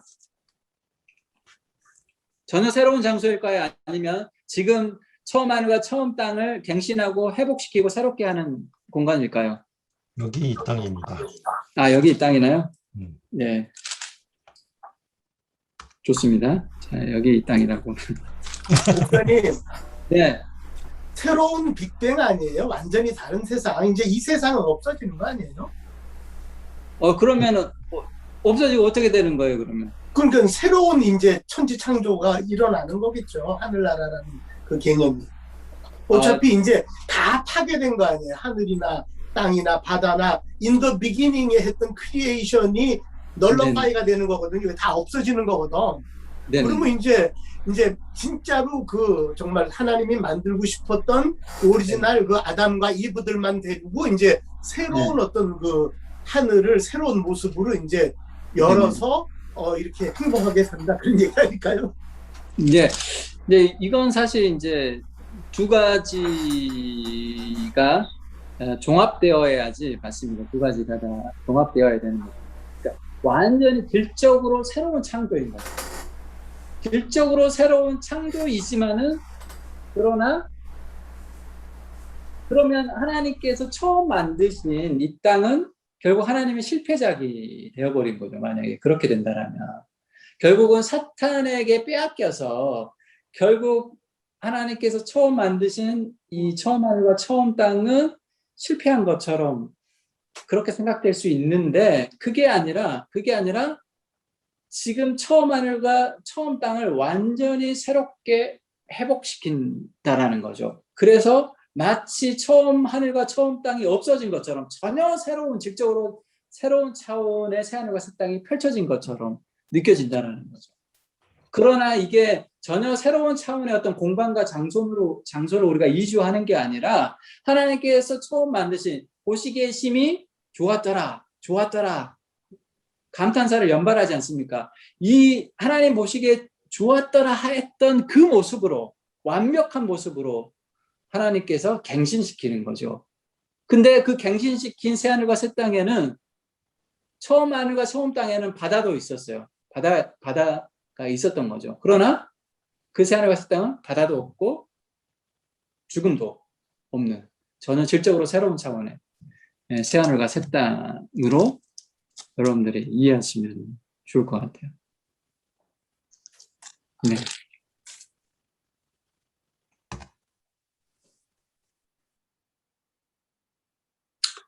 자, 이게 이제 이런 표현들이 그냥 나온 게 아니라 뭐 이건 제가 구약적 배경을 제가 설명해 드릴게요. 이사야 65장 한번 펴보실래요? 이사야 65장.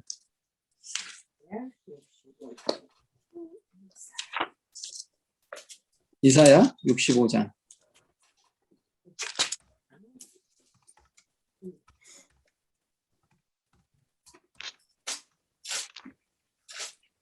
예, 이사야 65장 17절.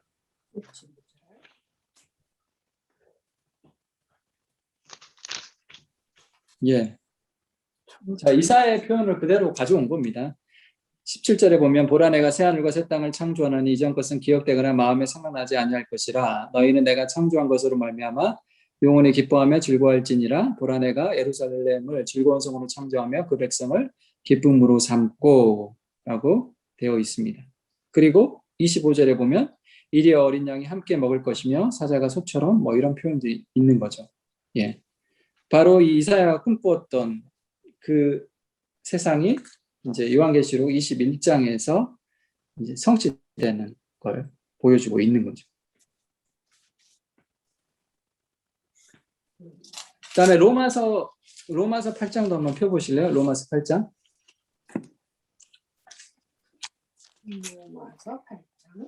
로마서 8장.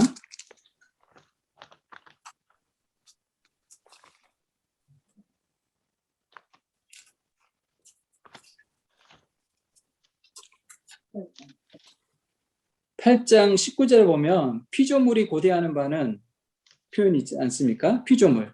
그러니까 여러분 이제 나중에 우리만 하나님께서 우리에게 주신 그 구원을 완성할 그날, 그 영광스러운 그날을 기대하고 고대하고 있는 거 아니라 이 만물도 피조물이 만물인 거죠. 만물도 하나님의 아들들이 나타나는 것을 기대하고 있고 고대하고 있다라는 거죠, 여러분.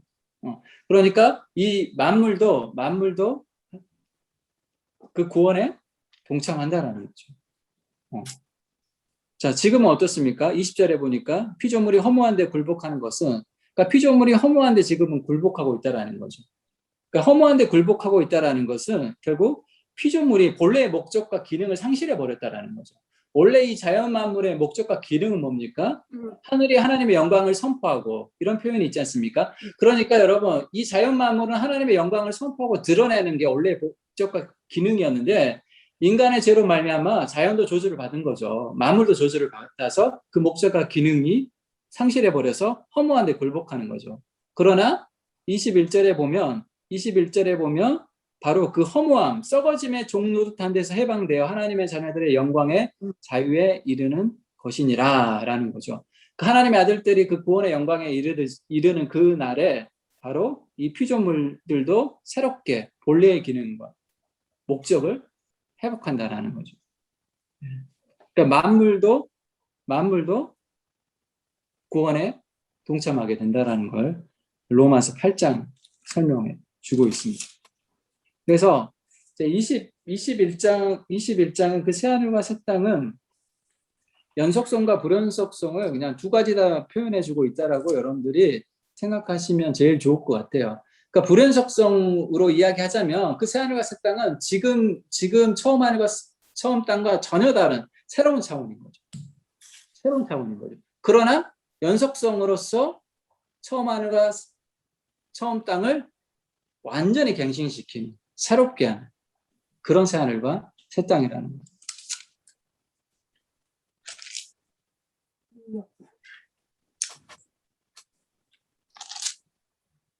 여기서 이 새라는 단어는 새하늘과 새로운 하늘, 새로운 땅이지 않습니까? 이 표현이 사실은 이제 고린도후서 5장 17절에도 한번 펴보실래요? 고린도후서 5장 10절. 새 것이 되었다니까. 고린도후서 5장 17절 보십시오. 그런즉 누구든지 그리스도 안에 있으면 새로운 피조물이라. 이전 것은 지나갔으니 보라 새 것이 되었도다. 이게 이제 그리스도인의 정체성이지 않습니까? 여기서 이 새로운 단어랑 똑같습니다. 예. 네. 헬라어로 보면 똑같습니다. 단어가 똑같은 단어예요. 그러니까 여기에서 이제 그냥 한번 들으세요. 그냥 헬라어는 카이네 크티시스입니다. 카이네 크티시스. 그러면 직역하자면 새로운 피조물이라는 것은 새로운 창조입니다. 그러니까 그리스도 안에서 새로운 창조, 빅뱅이 일어났다라는 거죠, 여러분. 예. 그러니까 우리의 거듭남, 중생, 하나님의 자녀, 됨은 새로운 빅뱅이라는 거. 우리가 예수님 안에서 새롭게 창조되었다라는 거.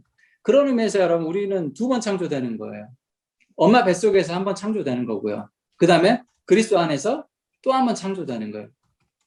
전혀 새로운, 질적으로 새로운 차원인 거죠. 그래서 이전 것은 지나갔으니 보라 새 것이 되어. 우리는 완전히 새 것으로 창조된다라는 거죠. 그런 의미에서 뭡니까? 불연속이죠. 불연속적인 거죠. 완전히 새로워졌으니까. 그러나 어떻습니까? 나의 옛사람하고 그러면 완전히 그냥 전혀 새로운 이형곤 B가 태어나는 거냐? 이형곤 A랑 완전 다른 이형곤 B가 만들어진 거냐? 또 그렇게 말하기엔 곤란한 거죠. 그런 의미에서 연속성인 거죠. 예, 그렇게 이해하시면 돼요. 그러니까 새하늘과 새 땅도 새로운 빅뱅이 일어나는 거죠. 새로운 창조, 완전히 질적으로 새로운 창조죠. 그래서 이전 것이 기억되지 않을 만큼 완전히 새롭다라는 거죠. 그러나 그런 의미에서 불연속성이지만은 그러나 처음 하늘과 처음 땅을 하나님께서 폐기 처분하는 게 아니라 이건 사탄의 계략으로 말미암아 이 계획은 플랜 A는 완전 실패작이야. 그래서 그냥 쓰레기통에 던져버리는 것이 아니라 처음 에덴 동산의 처음 그 타락하기 이전에 그 모습, 그 영광스러운 모습으로 완전히 갱신시킨다는 거죠. 근데 이제 이런 부분에 대해서 이제 불편해 하실 수도 있어요. 불편해 하실 수도 있는데 일단은 요한계시록에서는 이렇게 이야기하고 있다는 거죠. 그러니까 우리가 천국 그러면은 우리는 전혀 다른 차원의 어떤 공간으로 간다라고 생각했는데 그게 아니니까 좀 불편한 부분이 분명히 있는 거죠. 저 질문이 있는데요. 네? 질문이요. 네. 지금 그러니까 우리 과학적으로 이제 우주론을 보면 네. 모든 별들이 이제 이렇게 태어나서 죽거든요. 네네. 다시 말해서 이제 우리 태양이 나중에 좀 적색 거성으로 되면은 몇백억 년 후에는 이 태양이 그냥 폭발해가지고 없어진다고요. 그냥 태양계가 없어지는 거지. 네네. 그러면 천국이 영원한 천국이라고 그랬는데 아, 몇백억 년이라는 유한한 우주가 새 하늘과 새 땅이 되면 네네네. 그게 천국이 되면 안 되잖아요. 어, 그러니까 그런 관점에서 그 지금 현재 과학이 맞는다면 뭐 틀릴 수 있겠지만 네네. 네네네. 지금 현재 과학이 맞는다면 새 하늘과 새 땅이라는 거는 그렇게 지금 우주가 이렇게 순환하는 창조되고 없어지는 그러한 순환의 고리를 벗어난 새로운 세계가 돼야 될 텐데 네네네. 그러면은 이게 어떤 음. 건지 잘 모르겠네요. 음. 예, 아니, 예, 걱정하지 마세요. 하나님은 전지전능하신 분이기 때문에 네, 만물을 새롭게 할 때 네, 완전히 그러니까 지구만 새롭게 하는 게 아니죠. 우주 전체를 새롭게 하는 거죠. 그렇겠죠. 네, 예, 우주 전체를 네, 새롭게 한다라고 이제 우리가 이해하면 될 것 같아요. 네, 그래서 지금 이제 여러분들이 이제 새 예루살렘 성을 이제 9절부터 쭉 묘사하고 있는데요. 이런 묘사를 보면은 이걸 읽으면은 여러분들이 떠오르는 장소가 있습니다. 떠오르는 장소가 있는데 자, 그 떠오르는 장소는 에덴이라는 거죠. 에덴.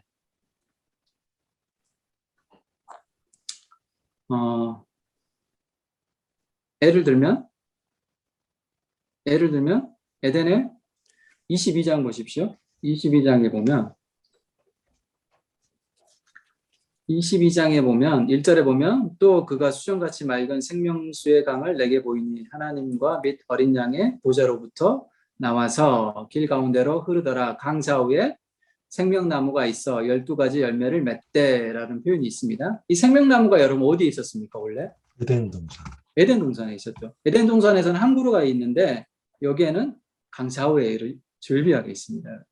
그리고 강이 흐르는 거죠. 에덴 동산에서 발원하여 강이 흐르지 않습니까, 여러분? 창세기 보면은. 그렇죠. 그래서 이제 이런 내용들을 통하여서 그러니까 새하늘과 새 땅은 에덴의 회복. 처음에 하나님께서 완벽하게 만드셨던 그 에덴의 회복이라고 또 우리가 이해할 수 있는 거죠. 자, 빨리 끝내겠습니다.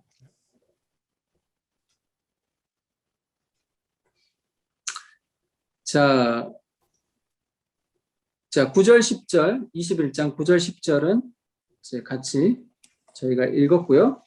그 다음에 그 거룩한 성 예루살렘의 모양에 대해서 설명이 쭉 되고 있습니다. 그렇죠? 이런 것도 상징적인 이제 표현인 거죠. 그렇죠? 상징적인 표현이 있고, 뭐, 12이라는 숫자가 계속 나오고 있고, 14절에 보니까 12 기초 속에 있고, 12 사도의 12 이름이 있다라는 표현이 있고, 그 다음에 12절에는 12문이 있는데 12지파의 이름이 있다라는 것은, 그러니까 구약의 12지파와 신약의 12사도라는 걸 통하여서 결국 새 예루살렘 성이라는 것은 구약의 교회와 신약의 교회, 하나님 백성의 공동체라는 것을 보여주고 있는 거죠. 예. 그 다음에 22절에 보면 그 성 안에는 원래 예루살렘 성전 안에 무엇이 있었습니까? 예루살렘 성전 안에는 예루살렘 성 안에는 성전이 있었죠. 성전. 네, 성전이 있었는데 지금 여기에 나오는 예루살렘 성 안에는 성전이 없습니다. 성전이 없고요. 주 하나님 곧 전능하신 이와 및 어린 양이 그 성전이심이라라고 되어 있습니다. 그러니까 하나님과 어린 양 대신 예수님이 성전이기 때문에 성전이 더 이상 필요 없다라는 거죠. 그리고 이제 요한복음 2장 19절에 보면 예수님 자신을 가리키면서 성전이라고 그렇게 표현하지 않습니까? 그러니까 새 하늘과 새 땅 그리고 새 예루살렘에서는 성전이 따로 필요 없다라는 거죠. 그런 표현들이 있고요.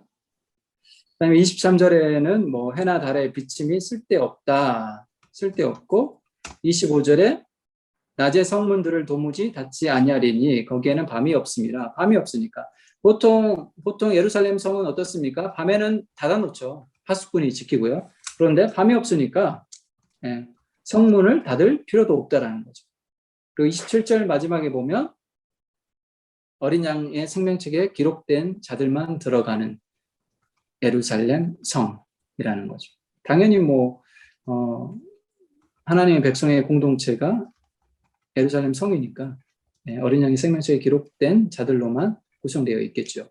마지막 22장은 결국 22장은 에덴의 회복에 대해서 설명해 주고 있습니다. 생명나무라 이런 모습들을 통하여서. 그리고 5절에 보면 그들이 세세토록 왕노릇 하리로다 라는 표현이 있지 않습니까? 그러니까 천연왕국에도 교회 시대에도 우리는 왕 같은 제사장이지만은 새하늘과 새 땅에서도 우리는 영원토록 왕노릇 하게 된다라는 거죠. 그렇게 이해하시면 될 것 같고, 그 다음에 6절부터 21절까지는 이제 이게 본래 요한계시록이 무엇이었습니까? 편지였지 않습니까? 편지의 이제 끝 인사인 거죠. 그래서 처음 요한계시록 1장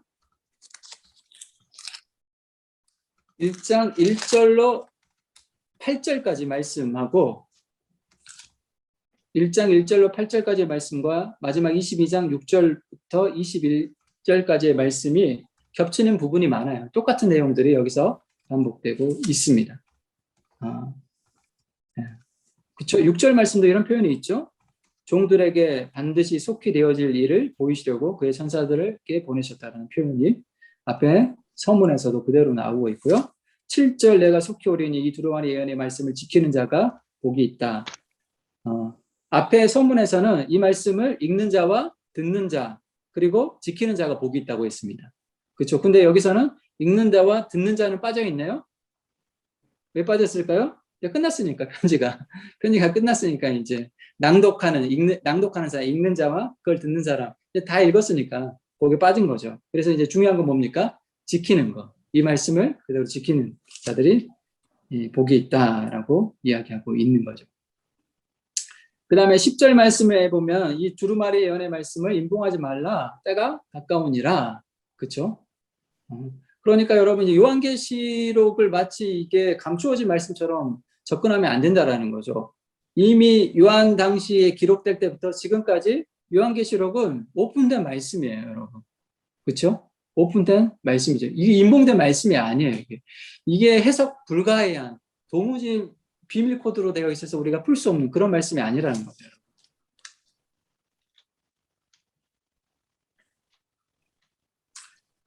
자, 그런 내용이 쭉 있고 나머지는 그냥 쭉 읽어보시면 될 것 같고 끝 인사 20장 20절 21절 이것들을 증언하신 이가 이르시되 내가 진실로 속히 오리라 하시거늘 아멘 주 예수의 오시옵소서 주 예수의 은혜가 모든 자에게 있을지어다 라고 되어 있습니다. 그 마지막은 예수님께서 진실로 속히 오신다라고 표현했고요. 요한시대부터 지금 2000년이 지났지만 아직까지 오시지 않고 있습니다. 않고 있지만은 속히 오신다라고 말씀하셨고, 그래서 이제 초대교회 이제 성도들은 마라나타라고 이렇게 화답하지 않았습니까? 아멘 주 예수여 오시옵소서. 이게 그들의 기도 제목이 1순위였던 거죠. 그래서 오늘 시대에도 우리는 이제 결국 종말의 시대를 이미 살아가고 있다라는 거, 그렇죠? 종말의 시간표에 우리가 살고 있다라는 거죠. 종말이 먼 미래에 일어나는 게 아니라 이미 종말의 시대를 살아가고 있고, 그래서 우리는 주님의 오심에 대해서 늘 기다리고 준비하고 사모하는 마음 가져야 된다라는 거죠. 그리고 이 마음을 가지고 지금 이 시대 가운데 우리에게 주어진 사명, 어린 양의 군대로서 예수의 길을 따라가야 됐고 이미 이긴 싸움을 우리가 싸워야 된다라는 거고 세상과 타협하지 않고 우상을 섬기지 않고 어린 양 대신 신부 대신 예수님께 우리의 믿음과 신앙을 정절을 지키며 살아가야 된다는 거죠. 물론 세상은 박해하고 세상은 우리를 핍박하지만은 그러나 그러한 박해와 핍박을 통하여서 우리가 패배하고 쓰러지는 게 아니라 패배하고 쓰러짐을 통하여서 우리는 승리한다는 거. 왜냐하면 어린 양 대신 예수님께서 이미 그렇게 승리하셨고 이미 승리한 채로 만왕의 왕으로 등극하여서 온 세상을 통치하고 다스리고 있기 때문입니다. 그리고 우리 역시 그 승리의 영광을 반드시 누리게 될 거고 승리자로서 우리가 이 땅을 살아가고 있다라는 사실을 기억하며 주님의 오심을 기다리며 살아가야 되는 것이죠. 네, 이렇게 요한계시록을 예. 뭐 대충 감사합니다. 살펴보았습니다. 수고하셨습니다. 그다음에 새하늘과 새 땅이 새하늘과 새 땅은 언제 시작되는 걸까요, 여러분? 아무도 모른다고 그러지 않았어요, 목사님? 새하늘과 새 땅 언제 시작되는? 와봐야 오는 거 아니에요? 예, 와봐야. 대표님 재림하실 때. 재림하시는 때 예. 그러나 우리가 기억해야 될 게 있습니다. 기억해야 될 게 뭐가 있냐면요. 그러니까 고린도후서 5장 17절에 누구든지 그리스도 안에 있으면 새로운 피조물이라는 거죠. 그러니까 예수 그리스도를 통하여서 이미 새하늘과 새 땅의 역사가 우리를 통해서 시작되었다라는 사실은 그렇게 보면 되겠네요. 네. 네. 그러니까 우리 안에서 이미 빅뱅이 새로 완전 우리의 새로운 창조물이라는 거예요. 물론 우리의 연약한 모습을 보면 내가 새로운 창조물이냐라고 할 수 있겠지만은 그러나 구원의 개념이든지 심판의 개념이든지 어떻습니까? 이게 이미와 아직이라는 거죠. 그러니까 새로운 창조물도 그런 개념인 거죠. 우리는 이미 새로운 창조물이지만 아직 그 새로운 창조물로 완성되지는 않았다라는 거. 그러나 우리를 통해서 새로운 창조가 시작되었다라는 사실을 기억하는 게 중요한 거죠. 그래서 그 이미와 아직 사이에서 우리가 늘 도상에 있다는 사실을 기억하면서 두렵고 떨림으로 우리 안에 시작된 그 구원을 이루어 가야 되는 거죠. 아멘. 예. 질문 있으세요, 혹시? 목사님 아까 그 새하늘과 새 땅 헬라어로 어떻게 한다고 그러셨죠? 헬라어요? 네. 네. 네오스가 아니고 카이노스입니다. 카이노스. 카이노스요? 카이노스. 예. 카이노스. 네오스하고 카이노스는 또 어떻게 들으셨나요? 그냥 네오스만 찾아봤어요. 네오스는 그러니까 이제 일반적으로 우리가 새거 할 때, 네. 최근에 산 거 신상 제품 할 때는 그 새로움을 이야기하는 거고, 그다음에 카이노스는 완전히 새로운, 완전히 바뀌는 거죠. 네. 그게 이제 카이노스입니다. 근데 여기서 알겠습니다. 이제 카이노스죠, 카이노스. 그리고 이제 고린도후서 5장 17절에는 카이노스라는 단어는 아니에요. 카이네라고 있는 건데 같은 단어예요. 카이네요. 네, 카이네, 크티시스라고 되어 있습니다. 크티시스. 크티시스는 창조라는 의미가 있습니다. 네, 그러니까 새로운 창조물이라는 거죠. 새로운 창조. 네, 알겠습니다. 감사합니다. 예. 요한계시록은 예. 아무튼 저희가 살펴봤는데요. 아무래도 이제 2000년이라는 시간과 공간의 어떤 문화적인, 역사적 배경의 차이를 우리가 극복해 가면서 해석을 해야 되는 거죠. 그러니까 중요한 건 이걸 처음에 들었던 1차적 독자들이 본문을 어떻게 이해했는지, 그렇죠? 그들이 어떻게 이해했는지를 우리가 바르게 해석하기 위해서는 당시 역사적 문화적 배경에 대해서 우리가 공부를 해서 그걸 공부하지 않으면 이제 해석할 때도 어려움이 있는 거고, 둘째는 결국은 제가 구약의 배경에 대해서 거기까지 제가 설명하려면 너무 지루하고 재미없고 양이 너무 많습니다. 그러나 이 요한계시록에 나온 표현들은 대부분 거의 제가 봤을 때는 90% 이상은 다 구약적인 내용과 네. 이미지와 모티브를 다 여기서 가져옵니다. 그냥 표현들이 그냥 요한이 독자적으로 쓴 표현은 거의 없어요. 여기 나온 표현을 본인이 약간 창작을 하거나 약간 변형을 시킨 뿐이지 완전히 그냥 요한이 독자적인 내용 쓰는 건 거의 없어요. 그러니까 이제 구약적인 백그라운드가 있어야지 이제 요한계시록을 이해하는 데 있어서 정확하게 이해할 수 있는 거죠. 그런 의미에서 이제 저희가 이제 구약적인 백그라운드와 과거의 역사적 문화적 배경을 이제 완전히 이해하면 이제 요한계시록을 이해하는데 이제 어려움이 없는 거죠. 그래서 이게 우리가 넘어서야 될 산이 많은 거죠. 많기 때문에 이제 요한계시록이 어렵다라고 느껴지는데 사실 요한계시록이 우리에게 들려주는 메시지는 너무 그냥 분명하고 너무 선명한 메시지라는 거죠. 지금은 영적인 전쟁터라는 거죠. 너희들이 지금 산보하듯이 신앙생활 할 수 있는 게 아니라 지금 영적인 전쟁터라는 거죠.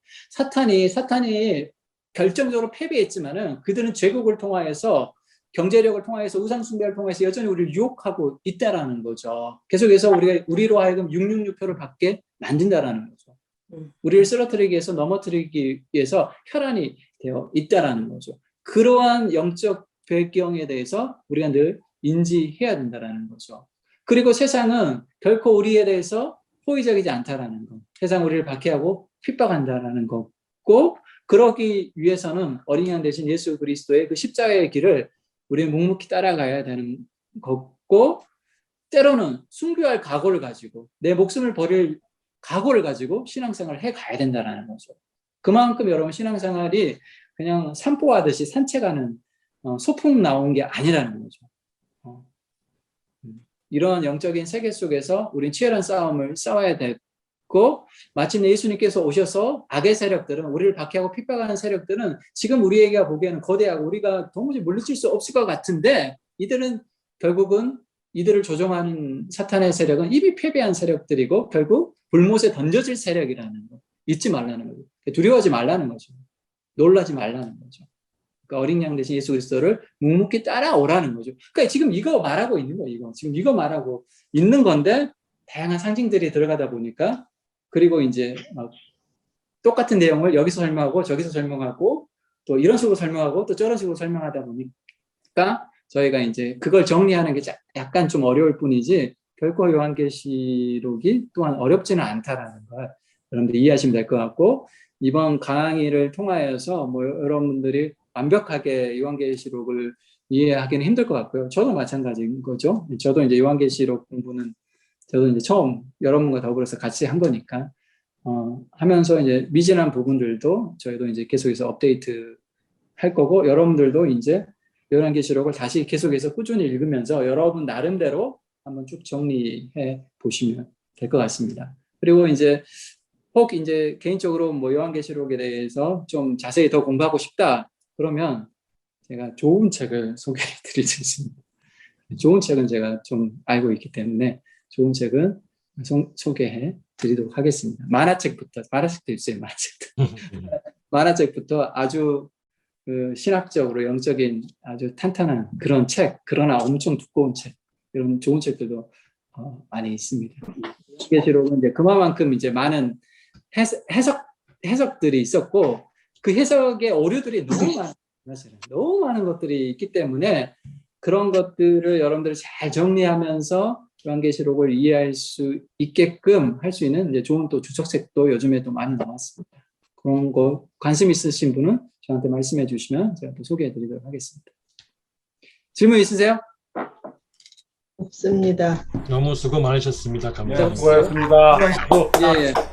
네, 수고하셨습니다. 네, 그러면 제가 마치고 나중에 언제 한번 기회가 되면 티타임 네, 좋죠.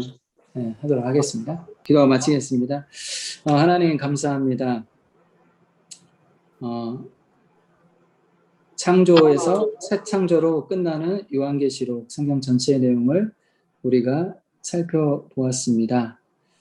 하나님께서 창조하신 보시기에 좋았다고 말씀하신 이 땅을 끝까지 포기하지 아니하시고 마침내 이 땅을 갱신시키고 새롭게 하시고, 우리가 전혀 이해할 수 없고 상상할 수 없고 이전 것이 전혀 기억되지 않을 만큼 완벽하게 재창조를 하시는 그 하나님의 놀라운 섭리를 기대하며, 오늘 우리에게 주어진 삶의 인생 여정 가운데 때로는 힘들고 때로는 어렵고 때로는 세상의 핍박과 박해와 어려움을 직면하지만, 그러나 하나님을 향한 충성스러운 믿음을 우리가 포기하지 않게 도와주시고, 어린 양 대신 예수 그리스도의 그 십자가의 길을 오늘도 한 걸음 한 걸음 뚜벅뚜벅 용기 있게 걸어갈 수 있도록 주여 우리를 붙잡아 주시고 함께하여 주옵소서. 하나님, 우리가 함께 요한계시록을 공부했습니다. 이 지식들이 실제 우리의 삶 가운데, 우리의 신앙생활 여정 가운데 우리의 능력으로, 말씀의 열매로 나타날 수 있도록 도와주시고, 이제 이 말씀을 들었사오니 이 말씀을 우리의 삶 가운데 지키는 자가 복되다 말씀하셨사오니, 실제 이 말씀을 우리의 삶 가운데 실천하며 순종하는 저희들의 삶이 될 수 있도록 축복하여 주옵소서. 우리 한 사람 한 사람 하나님께서 요한계시록을 통하여서 주셨던 그 메시지들과 그 도전들을 붙들고 이제 가정생활 속에서 직장생활 속에서 치열한 삶의 현장 가운데서 그 승리를 선포하며 승리를 경험할 수 있도록 축복하여 주옵소서. 예수님의 이름으로 기도드리옵나이다. 아멘. 아멘. 네. 네, 감사합니다. 수고하셨습니다. 감사합니다. 너무 고맙습니다. 감사합니다. 네, 감사합니다. 고맙습니다.